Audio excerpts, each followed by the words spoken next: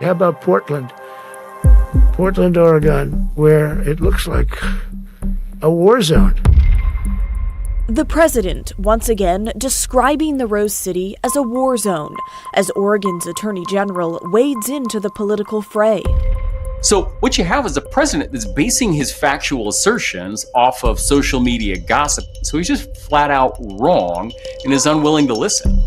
This comes as we're learning more from the Oregon National Guard about what their deployment could look like and what it will cost taxpayers. We understand that we'll be doing some federal facility protection, some federal employee protection activities. It's our big story tonight.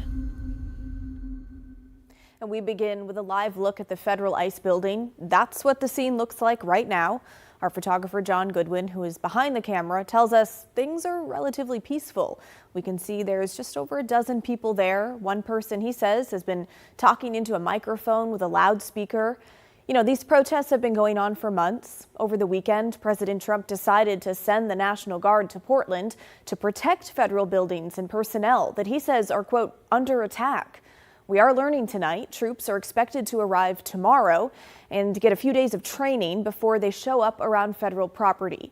This move by the president has been met with pushback from Oregon leaders who filed a federal lawsuit against the Trump administration, alleging his move to send in the National Guard is unlawful.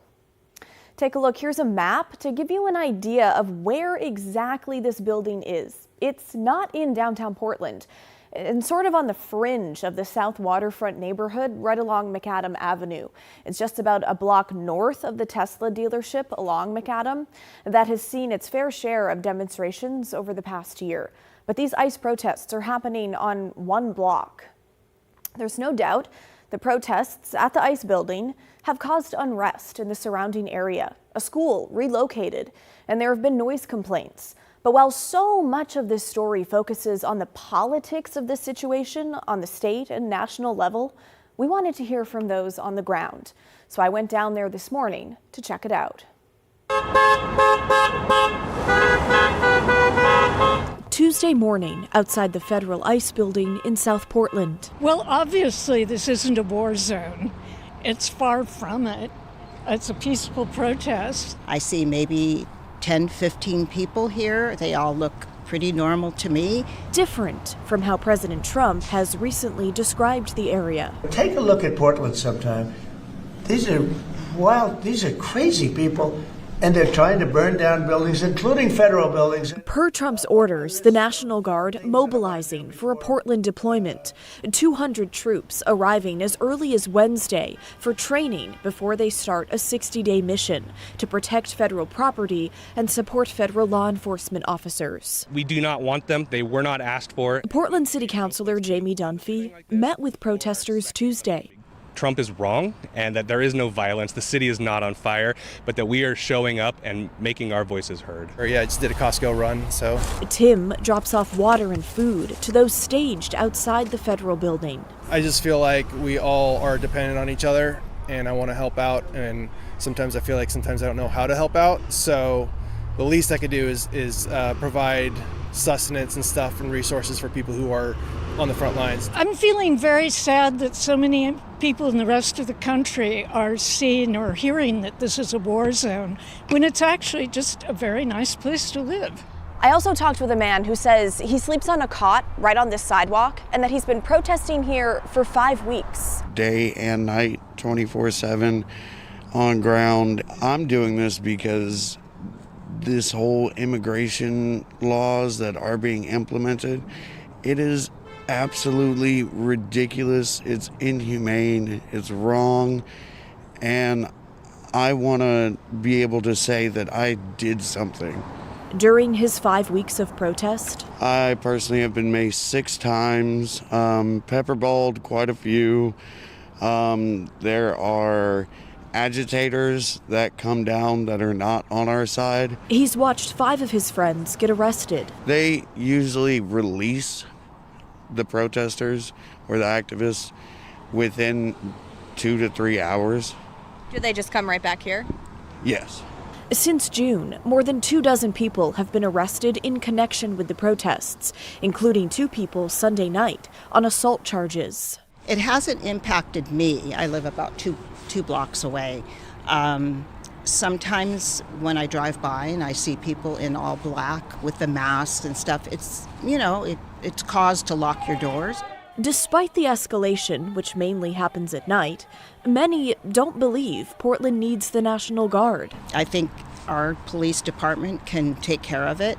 There's absolutely no reason for an escalation of force. This week, the governor, along with other local leaders, sued the Trump administration to block the deployment. The lawsuit argues Trump's actions violates multiple federal and constitutional protections. Well, I'm glad that the governor's taking action. But will the lawsuit stop the president's plans? No. Councillor Dunphy says it's up to Portlanders to speak out. Stay peaceful, keep showing up, take care of each other, be clear on why we're here, and keep each other safe. Now, when the National Guard arrives, it will be the second time they've been ordered to Portland. The first time was back in 2020, when they were called into service by then-Governor Kate Brown to help with protests downtown. It's worth noting that this time around, the Guard is under federal control, not the governor's. And that's part of the state's lawsuit trying to stop the deployment, arguing the president does not have the legal authority to send troops here under current conditions. A federal judge is expected to make an initial decision on that suit Friday morning, potentially right as troops finish training and head to federal buildings. Meanwhile, President Trump told the U.S. military's top brass this morning he wants to use American cities as training grounds for the military and National Guard. Here he is speaking to a gathering of top generals and admirals in Virginia. San Francisco, Chicago, New York, Los Angeles, they're very unsafe places, and we're going to straighten them out one by one. And this is going to be a major part for some of the people in this room. That's a war, too. It's a war from within. I told Pete we should use some of these dangerous cities as training grounds for our military. He also mentioned Portland, saying that Governor Tina Kotek had not convinced him the National Guard wasn't needed here. How about Portland? Portland, Oregon, where it looks like a war zone. And I get a call from the liberal governor. Sir, please don't come in. We don't need you. I said, well, unless they're playing false tapes, this looked like World War II. Your place is burning down. I mean, you must be kidding. Sir, we have it under control. I said, you don't have it under control, Governor, but I'll check it, and I'll call you back. I called her back. I said, this place is a nightmare. Tonight, we're getting a look at text messages between the president and Governor Kotek. It starts this past Saturday with a message from Trump's assistant, Natalie Harp, saying, Governor, the ICE facility in Portland was attacked again last night. In fact, it and other federal buildings are being attacked on a nightly basis. We can't have this. Thank you for your attention to this matter. President Donald J. Trump. Kotek acknowledges that she got the message and says she'll try calling Trump later. The next message is from Kotek on Sunday, telling Harp to pass along a message to President Trump. It says, I just received your notice to mobilize the Oregon National Guard outside of my control. I believe this is unlawful and unwarranted. You broke your promise to speak with me before taking further action against Portland. I will be in touch later. Governor Tina Kotek. Trump responds, saying, I notified you to get things in order and you didn't. They attacked our ICE patriots last night and at other times. If you get your state in order, we don't come in. But everyone knows that Portland has been an unmitigated disaster for years. I won't let that happen in America. But let's get back to the president's suggestion of using American cities as training grounds for the U.S. military. It's an idea that certainly caught the attention of Oregon lawmakers in Salem. Let's bring in Alma McCarty. Alma, you listened in on a hearing this afternoon where that came up. You also got our first look at how much this deployment could cost taxpayers. Yeah, Blair, a committee of state lawmakers was looking for some answers and clarification on the federalization of troops to Portland. There's still a lot up in the air, it seems. However, the rough cost could be close to $4 million just to pay the 200 troops for the duration of the mission. Russell Gibson with the Oregon Military Department answered lawmaker questions and explained that the Oregon National Guard's mission is to provide those 200 soldiers to the U.S. Army North in support of the Department of Homeland Security. He said the mission details are to be determined, but they will be protecting federal facilities in some capacity. He also addressed what many are considering uncharted territory. The president suggests this morning that American cities were going to be used as training grounds for military force. I understand you lose control once these troops are federalized, but there's no plans currently or an intention by the military department to use American cities to train military personnel, is there? Co-Chair Broadman, Co-Chair Evans, not that I'm aware of, and I would hate to speculate on what that looks like, but I can't picture in my mind what that would look like at all. We're not talking about Humvees rolling down the street enforcing traffic laws. We're talking about troops or guard members sitting in federal facilities, making sure they're protected from vandalism and break-ins and things like that. That would be the crux of the mission, correct? Co-Chair Broadman, Co-Chair Evans, Representative Helfrich, yes. That is the bulk of the mission as we understand it. Yes, sir. Now, Gibson also estimated that about half of those called up, so around 100 troops or so, are law enforcement officers in their civil capacity. However, they're not calling up Guard members who work as officers or deputies in Portland or Multnomah County. Blair? Alma McCarty in the newsroom tonight. Alma, thank you. Tonight, we're also hearing from the man who is set to lead those Oregon National Guard troops in Portland on what he knows so far about the mission and the role the Guard will play. Kyle Boshi is at the National Guard headquarters in Salem. Kyle, what did he have to say? He told me that a team from the U.S. Army's Northern Command just arrived in Oregon. They'll be meeting with the Oregon National Guard within the next 24 hours to discuss logistics. Then troops will be assembled and briefed on their mission. I understand we'll be doing some federal facility protection, some federal employee protection activities, but that's about all we know at this time. So again, details are limited at this point. The Oregon National Guard is typically reserved for disaster relief such as wildfires, flooding, or helping medical staff during the pandemic. It's not yet clear if members will be armed while deployed in Portland. Lieutenant Colonel Charles Patzner says these troops are specially trained and equipped to handle civil disobedience. You know, shields, batons, those type of civil unrest type tooling, yeah. Can they make arrests? No, and so right now we're in support of law enforcement, and so we will not be doing any civil arresting. Okay, so Kyle, it sounds like the Guard's meeting with the U.S. Army's Northern Command will shed more light on what to expect. Very much so. Essentially, they're laying out the playbook. Logistics, things like communication. How will they talk to one another? Lodging. Where will all of these Guard members stay? They're coming from around the state of Oregon to be deployed in Portland. Also, what type of equipment will they have on them? Less than lethal, that type of thing. And then finally, just essentially, what will they be doing? What buildings might they be protecting? Where? Those things have to be worked out. Okay, Kyle Boshi at the Oregon National Guard headquarters for us tonight. Kyle, thank you. As we've mentioned several times, there have been ongoing nightly protests at the ICE building. Since June, small groups of demonstrators have camped in front of the building, leading to occasional clashes with federal agents. But the number of arrests and criminal charges at the site are far from the war zone described by the president. Evan Watson is outside the ICE building. Evan, you've been tracking the number of arrests and what's happening with those cases, so what can you tell us? Yeah, Blair, in the last 4 months, more than 24 people have been arrested by federal agents here in connection to protests at the ICE building behind me. Most of those arrests came in that first month back in June and July of protests, and most have led to misdemeanor charges. In fact, just 5 people have been arrested by federal officers since July 4th, a sign that the tension here has really cooled off and died down in recent months, at least until this recent announcement regarding the National Guard. Now, 4 of those cases have been resolved so far. Some of the protesters charged with failure to obey a lawful order. 3 of them pleaded guilty and received 6 months of probation and fines. Other cases are more serious, with defendants facing felony charges for assaulting federal officers and court documents that show some security photos of those alleged attacks. We'll see some jury trials later this year. So that data seems to support the idea for many Portlanders that this federal response is out of touch with reality. Yeah, at least it doesn't support the idea that Portland is this war-ravaged city that we've heard about from President Trump.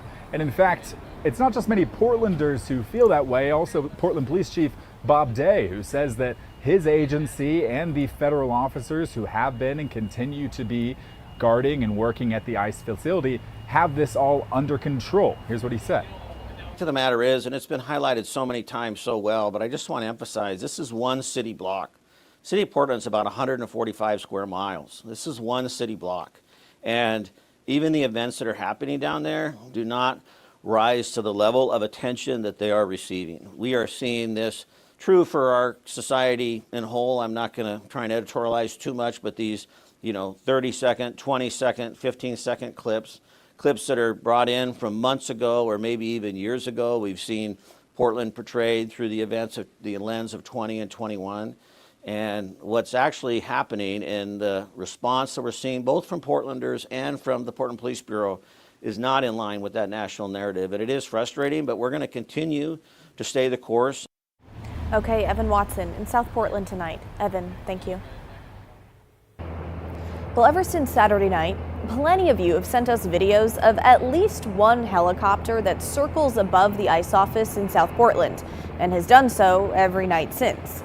Now, we've tried to get in touch with who is in charge of the aircraft with little luck. So who does it belong to? Well, the FBI sent us a press release late Monday that appeared to indirectly answer that question. Turns out, yesterday morning, federal officers searched a home they had connected to someone who allegedly aimed a laser pointer at a Customs and Border Protection helicopter on Saturday night. These are two images the Fed sent us, with one of them appearing to show the green glare of the laser along the right side. According to the FBI, agents found the laser pointer itself and 4 undocumented immigrants at the home, including the person they suspected of using the laser pointer. Those 4 people were then placed into ICE custody.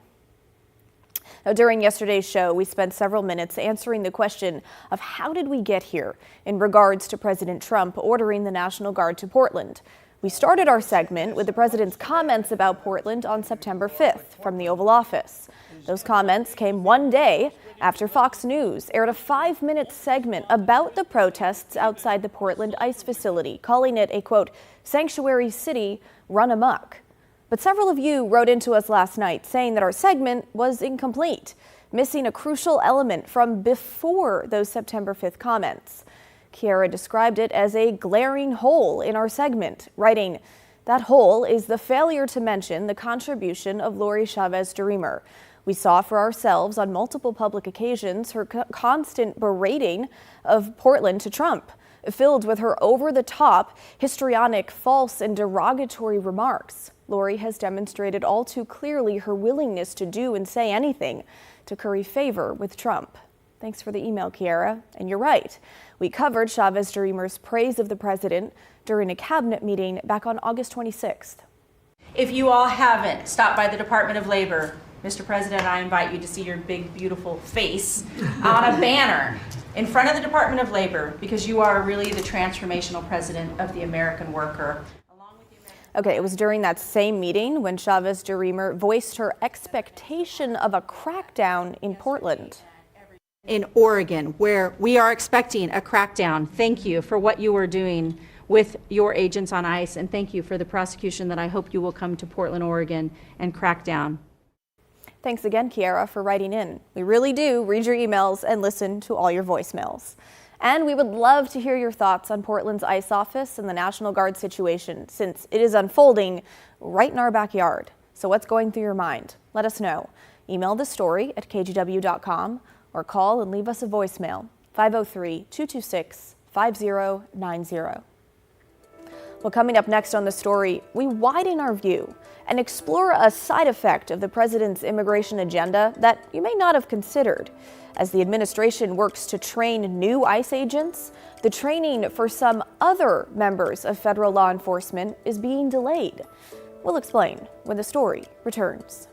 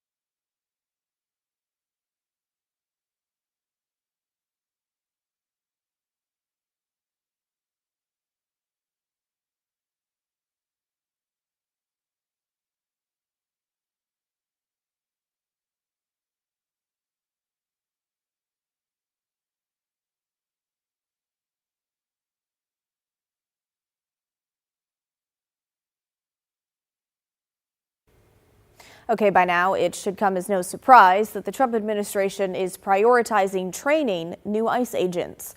As we reported last week, the feds are pushing to attract people to work on immigration enforcement, offering signing bonuses of up to $50,000.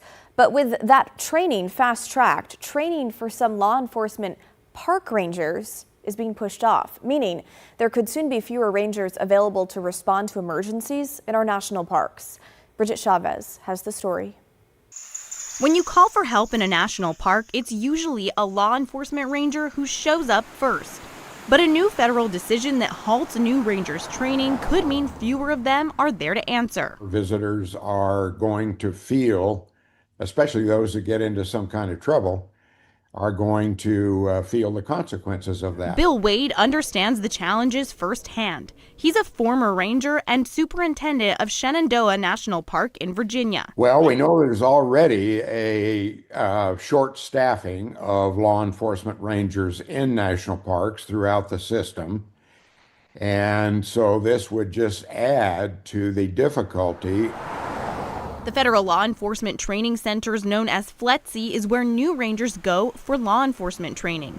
FLETC says its top priority is onboarding 10,000 ICE enforcement and removal operations personnel and 1,000 Homeland Security investigations agents by the end of this year. Well, as a former ranger, Wade, who is now the executive director of the Association of National Park Rangers, says they first heard about the postponements from rangers who were supposed to attend trainings. It's really a damaging thing to all of us who have worked in parks, and certainly even more so to the employees who are still working in parks. In a statement, a spokesperson for the Department of the Interior said the claim that classes have been widely canceled is false. The Department of Interior is committed to strengthening public safety across our national parks. Officials say postponed trainings will be rescheduled as early as fiscal year 2026, but gave no specific timeline. When we asked how many classes were delayed, how many vacancies exist, or what visitors should expect, their response was, quote, "We don't have anything additional to share at this time." I think this overall, what I call the demolition of the National Park Service and the damage to the parks is going to take years, if not decades now, to overcome.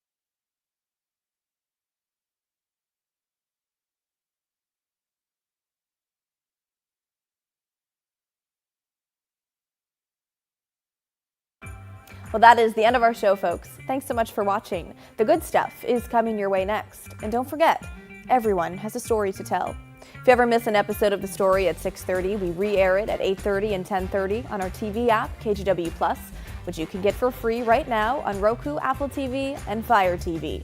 In the meantime, have a great Tuesday night. I'll see you right back here tomorrow night at 6:30.